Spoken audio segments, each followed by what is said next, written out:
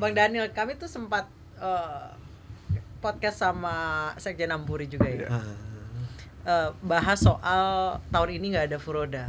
Itu nanti BPHJ akan ngurus itu juga. Begini, furoda itu kan sebenarnya bukan bagian dari haji kuota, non kuota, dan itu diskresinya pemerintah Saudi Arabia. Artinya hubungannya itu business to G, B2G, artinya bisnis di Indonesia dengan pemerintah Saudi. Ya, dan Saudi itu furoda itu sebenarnya kan jual dalam tanda kutip fasilitas visa. Ya, visa yang dijual itu fasilitas visa, Mas. Kita beli tiket masuk dengan cepat, harganya mahal 25.000 segala macam.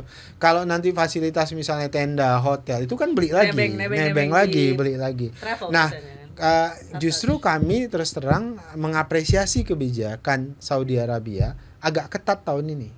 Jadi terus terang ya Mbak, hampir semua penyelenggara haji dari banyak negara kami ngobrol, ini bagi pemerintah Saudi, ini dari sisi pemerintah Saudi ya, ini adalah penyelenggaraan haji yang terbaik dalam konteks pemerintah Saudinya. Kenapa? Nggak terlalu crowded Mbak. Kalau tahun lalu jamaah hajinya itu lebih dari 2 juta orang, tahun ini jamaah hajinya hanya 1,6 juta orang. Artinya longgar. Jadi kalau saya tanya teman-teman yang kemarin 2024, wah ini longgar sekali loh, di mana-mana longgar. Cuma masalahnya ada di tata kelola kita. Kalau sisi Saudi itu longgar sekali Mbak. Kenapa longgar? Karena mereka ketat yang visa-visa non haji itu mereka usir. Nggak ada yang bisa masuk Mekah. Nggak ada yang diusir. Ada yang kan ada tuh calo-calo di banyak daerah pakai visa ziarah, visa pekerja, visa macam-macam, visa umroh, itu macam-macam supaya bisa haji. Itu kan haji ilegal sebenarnya. Bahkan saya selalu bilang MUI harus berani bilang itu haji haram kok. Gitu.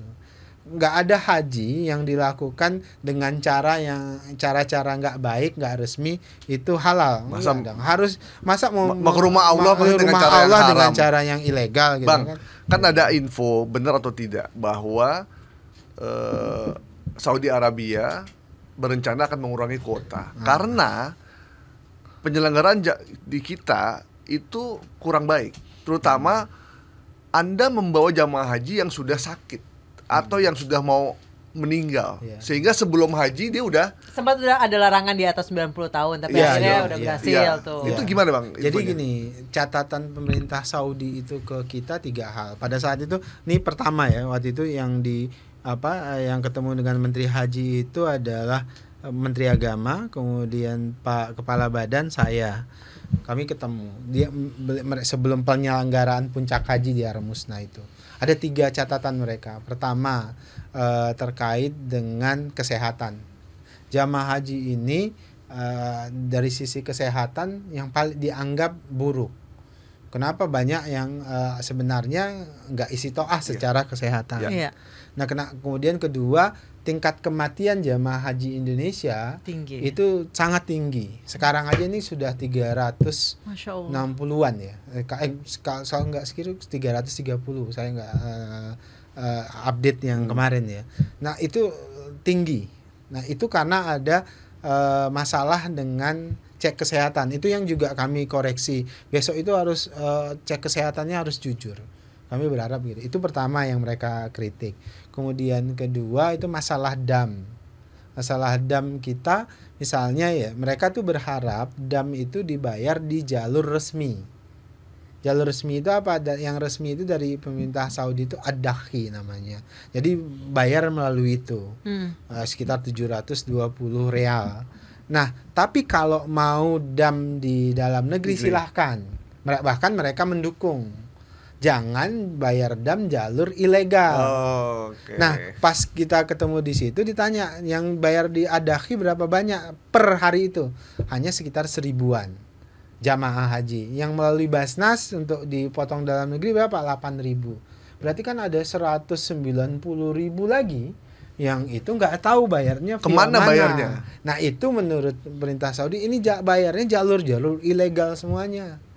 Di RPH di Saudi yang tidak mereka legal kan, tidak mereka rekom. Kenapa bisa ada penipuan, tidak transparan dan macam-macam. Atau ada itu orang yang jadi makelar. Iya, ada yang makelar. Ini bayar sama saya aja, nanti saya langsung ke RPH. Ada makelar dari daerah, dari ini, itu banyak. Iya, banyak gitu. Anda bayangkan loh di tanah haram praktek begitu ya. Ngeri kali. Aduh. Dan itulah kemudian kenapa tiba-tiba pas pertemuan penutupan musim haji kami diundang. Kenapa? Karena Kementerian Haji tahu tahun depan itu 2026 1447 penyelenggara haji itu adalah Badan Haji BPH. Nah, diundanglah kami oleh Kementerian Haji. Waktu itu yang hadir Pak Kepala Badan. Saya sudah kembali ke Indonesia. Nah, di situ Pak Kepala Badan disampaikan oleh Deputi Kementerian Haji bahwasannya kami kecewa dengan Saudi dalam hal ini kecewa dengan penyelenggaraan haji oleh Indonesia oleh Kementerian Agama dan teman-teman BPH tahun ini, kata mereka. Kenapa berantakan sekali? Itu buruk. Saudi yang ngomongnya. Ya, Saudi. Iya, yang terbaru. Ini buruk segala macam. Bahkan berkembang wacana di Kementerian Haji, kami ingin potong, gara-gara ini kami ingin potong kuota Indonesia 50%. Makin lama lagi kita haji. Gitu. Tapi kemudian dia ada tapinya. Tapi karena kami menghargai Presiden Prabowo, kan Presiden Prabowo sudah melakukan perubahan mendasar pengelolaan haji dengan hadirnya BPH. Kami senang, kami apresiasi karena kami sejak dulu menunggu ada kementerian atau badan khusus yang hanya ngurusin haji, karena haji Indonesia itu kompleks. Nah, makanya nggak jadi tuh ada wacana 50%. Nah, itu disampaikan Pak Kaban ke media kan rame kan, soalnya 50%. Ketika saya tiba di Indonesia, saya klarifikasi itu adalah bentuk warning dari pemerintah Saudi. Besok harus yang benar. Kalau begini kalian BPH harus benar besok. Kira-kira warning gitu. Lebih ke, bahkan mereka menyampaikan kami siap mendampingi sejak awal BPH ini. Jadi kenapa kami undang hari ini? Kita bareng-bareng yuk. Makanya bulan Juli nanti Kementerian Haji akan ke Indonesia untuk bicara lebih spesifik. Kemarin saat kami juga diundang ketemu dengan Dubes Saudi di Indonesia. Beliau juga menyampaikan hal yang sama. Beliau anggap ini buruk loh penyelenggaraan segala macam. Ya, tapi kan kami nggak akan ngomong secara publik, buruk, mohon diperbaiki. Kemudian diplomasi Indonesia, yaitu baik itu oleh Kementerian Agama yang kemarin, ini jangan nanti BP Haji mohon diplomasinya harus jujur, harus terbuka segala macam. Emang ada yang ditutupin apa Bang selama ini Bang? Itu yang mereka nggak inginkan. Emang selama ini ditutup apa Bang? Mbak lah yang lihat. Jadi nggak usah kata ada bluffing yang berlebihan. Itu yang beliau harapkan. Bang, selama ini kan tadi saya balik lagi ke soal furoda ya. Kalau di negara lain tuh diperjualbelikan nggak sih Bang? Apa di Indonesia doang? Sebenarnya kan yang menyediakan itu pemerintah Saudi, Mbak. Jadi visa furoda, visa muzamalah itu kan disediakan. Itu ya jalur khusus lah gitu. Tapi kan mahal sebenarnya. Jadi kalau dalam konteks pemerintah Saudi, ya mereka mungkin ingin memberikan ruang space kosong. Karena kan misalnya ya kapasitas maksimal 2 jutaan misalnya. Ya sudah masih kurang ya dikeluarkan visa furoda. Sedangkan kemarin itu mereka ingin melakukan penertiban. Akhirnya nggak ada visa furoda. Makanya ketika saya ditanya teman-teman wartawan, nih Bang, besok BP Haji bisa melakukan apa tidak ada visa furoda? Yang kami akan lakukan adalah bukan terhadap visa furodanya, itu ada diskresinya pemerintah Saudi. Yang akan kami lakukan adalah perlindungan terhadap jamaahnya. Maksudnya gimana caranya? Karena suka ditolak sana sini juga ya Bang. Jadi perlindungan terhadap jamaahnya itu pertama. Kemudian kedua, kalau jamaah itu sudah bayar dengan travel untuk dapat visa furoda, tapi kemudian nggak dapat, maka si travel atau PIHK wajib mengembalikan full. Perlu ada kompensasi. Nah, pada bagian itu yang bisa kami lakukan. Kalau bagian misalnya harus kita memperjuangkan visa Furoda segala macam. Visa Furoda ini kan mohon maaf ya dalam tanda kutip untuk yang berduit-duit. Yang fokus kami di BP Haji adalah melakukan perlindungan terhadap yang berduit, yang berduit kita lindungi haknya untuk dapat pelayanan sesuai dengan apa yang mereka bayar. Tapi prioritas kita adalah mereka yang ngantri dan berpuluhan tahun dan haji reguler ini yang karena ada yang udah di Bandara Soekarno Hatta tuh di hotelnya udah ada yang di Singapura Mas. Saya nunggu sampai dan itu lagi ada kartelnya yang janjiin, ada yang dapat nih aman gitu. Udah kita nginep dulu aja di bandara. Iya, ada yang nginep di Malaysia, ada yang nginep di Singapura, banyak yang ngadu ke saya. Travel ya Bang ya. Iya, karena travelnya boncos. Ada oknum-oknum baik itu ya saya nggak sebut apa yang janjiin akan kami ini bisa dapat kami. Jadi akhirnya ya sudah nginep di Singapura, nginep di Malaysia. Bang, katanya untuk tahun ini Indonesia tuh termasuk yang nggak kena potong kuota ya. Bangladesh, India tuh semua kena potong Pakistan. Kita kuotanya tetap 221.000. Sebenarnya modal sosialnya udah ada ya. Masyarakat percaya, masyarakatnya ikhlas, sabar. Pemerintah Saudinya juga sangat dekat dan percaya. Jadi modalnya itu sudah udah modal sosialnya cukup. Tinggal berhentilah melihat ini sebagai peluang. Cari rente. Itu aja Mas. Jadi Mas Goib. Jadi itu yang saya bilang yang paling penting dalam pengelolaan haji ini adalah integritas, bersihin hatinya, kemudian apa? Saya bilang ya syukurnya itu kan saya dan Gus Irfan nih sama-sama bukan dari nggak punya vested interest. Kita bukan dari circle perhajian. Saya kan nggak pernah ngurusin haji, Mbak. Jadi satu-satu yang saya lakukan terakhir haji itu kan naik haji dan umroh gitu. Tapi gimana bisnis perhajian itu kemudian vested interest-nya kayak apa, apakah pernah terkait dengan itu, sama sekali enggak. Gus Irfan pun demikian. Jadi kami berdua itu selalu bilang nggak ada, pokoknya kita pengen beres. Saya takut ngelihat apa ini. Bang, sudah diantisipasi belum? Ini kan undang-undangnya lagi direvisi. Ya. Intervensi dari di satu sisi kartelnya kan udah established. Iya Mas. Mungkin nggak kartel ini mungkin tidak mempengaruhi abang. Iya, tapi ada mempengaruhi teman-teman betul. Kan biasa kan ada istilah titip pasar segala macam. Ada, memang ada, dan saya harus terus terang bilang gitu. Pasti ada praktek-praktek seperti itu, ada yang upaya-upaya seperti itu. Nggak mungkin dia diam aja. Nggak mungkin diam, itu ya makanya saya bilang tadi. Saya bilang ketika presiden bilang udah babat, kan dalam hati nggak saya bilang langsung Pak bisa saya yang dibabat, dalam hati saya bilang ini gua yang dibabat itu. Kenapa? Karena ya ini lawan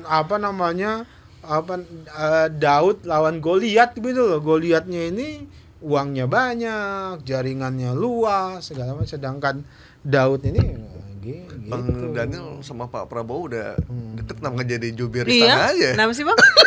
Saya juga saya kira pertanyaan yang harus dijawab bukan oleh saya. Saya ini prajurit, Mbak. Kami sebagai wartawan nih yang kita sudah kenal lama ya Bang Daniel ya. Dari Bang Daniel dosen. Ini kok temanya kemana-mana? Kita kan masalah haji. Kenapa ke situ? Ya nggak apa-apa sekalian Bang mau ke sini. Kita ngobrol. Artikulasi bagus, background pengetahuan penguasaan rekening Mas Gaib ya. Nomor 1. Ya apalah, umroh itu 35. Terus dekat sama presiden.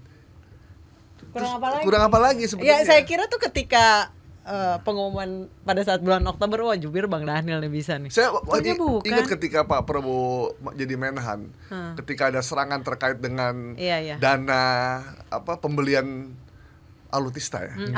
Alutsista. Siapa yang maju untuk ngomong ke beliau? Itu real loh. Ini kita nggak ini loh. Iya, itu bukan wewenang saya. Saya ini kan prajurit. Apa disuruh milih, Bang? Disuruh milih? Enggak. Kalau saya nggak mungkin milih haji, Mbak. Kalau disuruh milih, saya nggak akan milih haji. Bahkan kalau ibaratnya itu saya, Pak, kalau bisa saya milih itu jangan haji, pasti saya nggak akan mau ngurusin haji. Kenapa? Takut, Mbak. Saya terus terang ketika ditelepon oleh Aspri pada saat itu, Mas Agung bilang, Bang, abang disuruh bapak ngurus haji. Waduh. Saya ingat sekali saya dengan istri lagi di Sentul pada saat itu. Bahkan kami lagi nonton konser. Saya ingat konser siapa ya? Saya, yang dari Malaysia itu siapa Pak? Siti Nurhaliza. Siti Nurhaliza Dengan siapa gitu. Habis nonton konser itu saya ditelepon Mas Agung, Bang, abang disuruh ngurusin haji. Saya dengan istri itu terdiam selama di mobil kami diam. Hening. Saya bilang ke saya takut ya. Saya takut. Kalaupun kita nggak punya niat kemudian keserimpet gitu. Wah, ini kayak jalan di pinggir jurang ya. 7 turunan kita dimaki oleh umat gitu. Kemudian waduh ini pinggir jurang luar biasa. Wong saya dari ngurusin senjata, kemhan segala macam tiba-tiba ngurusin haji ini.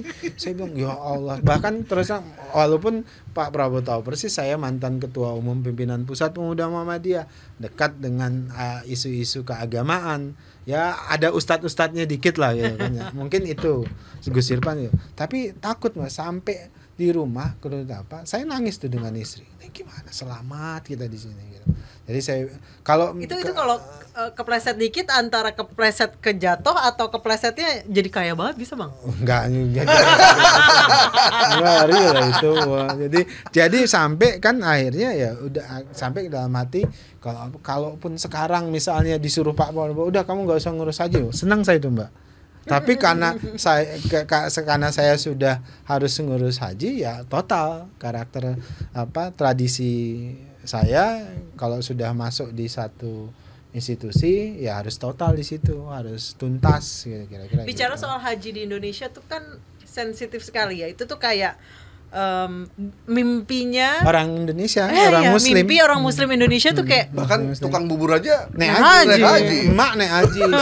Semuanya kan simbol-simbol itu. Iya gitu. Kayak naik haji itu kayak simbol top notch-nya agama gitu. Iya, betul. Ketika lu udah naik haji, lu agama lu sempurna paripurna. Gitu. Dan itu juga kan simbol status sosial di Indonesia itu kan jadi status sosial. Walaupun kalau di zaman kemerdekaan kita haji itu adalah simbol perjuangan. Jadi oleh Belanda orang-orang yang haji itu ditandain tuh Mbak. Iya makanya ada haji itu kan sebenarnya dari Belanda. Enggak Malaysia, Brunei ikut-ikutan. Iya, karena karena itu produknya Belanda untuk nandain orang yang harus diawasi. Jadi orang yang harus diawasi kan mereka dapat sertifikat haji itu dibeli gelar haji dan disebut haji supaya Belanda mudah ngawasinya. Karena setiap pulang dari haji itu mereka pasti jadi progresif pejuang-pejuang kemerdekaan. Selalu itu Pak Aus Cokroaminoto, Ahmad Dahlan, Agus Salim yang tadinya beliau ini Wedana ya. Kemudian dikirim kan dianggap tuh Pak Agus Salim dulu perdebatannya Pak Agus Salim ini intel Belanda yang dikirimkan tuh untuk belajar tentang perhajian. Tapi kemudian ketika pulang bukan justru kemudian gabung dengan Aus Cokroaminoto melakukan perlawanan.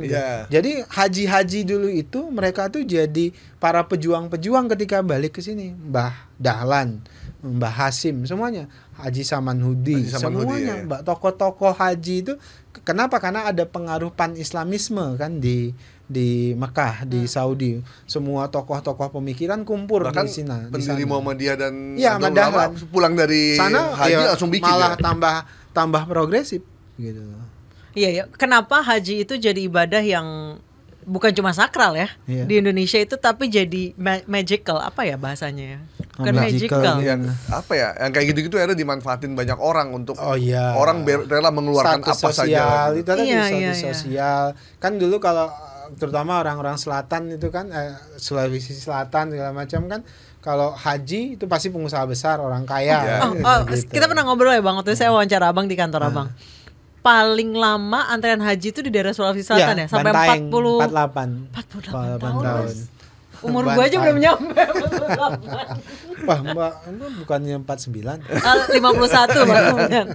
Ini tarik semua Bang.